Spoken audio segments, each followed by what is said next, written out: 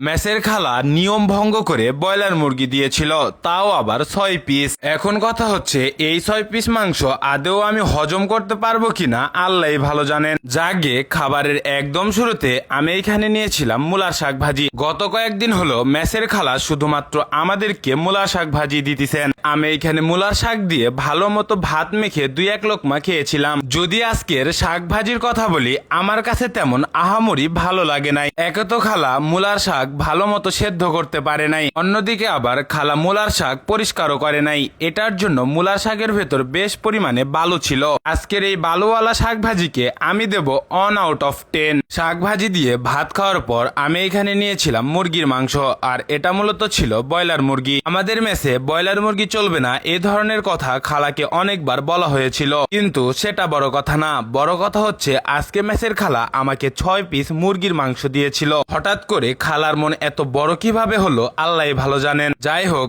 আমি এখানে ঝোল আলু দিয়ে ভালো মতো ভাত মেখে 1 লোকমা খেয়েছিলাম। যদি আজকের তরকারির কথা বলি, আজকের এই তরকারি দিয়ে ভাত মেখে খেতে বেশ ভালো লাগতেছিল।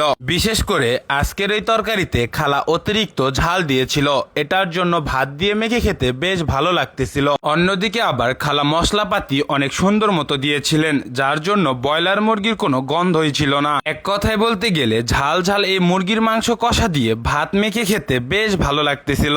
আর আমি পার্সোনালি ব্রয়লার মুরগিতে ঝাল বেশি খেতে খুবই পছন্দ করি। আমার মতো আপনারা কারা আছেন যারা কিনা ব্রয়লার মুরগিতে অতিরিক্ত ঝাল খেতে পছন্দ করেন, অবশ্যই কমেন্ট বক্সে কমেন্ট করে দিয়ে যাবেন। সবশেষে যদি আজকে ব্রয়লার মুরগির কথা বলি, আজকের এই তরকারিকে আমি নিঃসন্দেহে দেব 10 আউট অফ 10।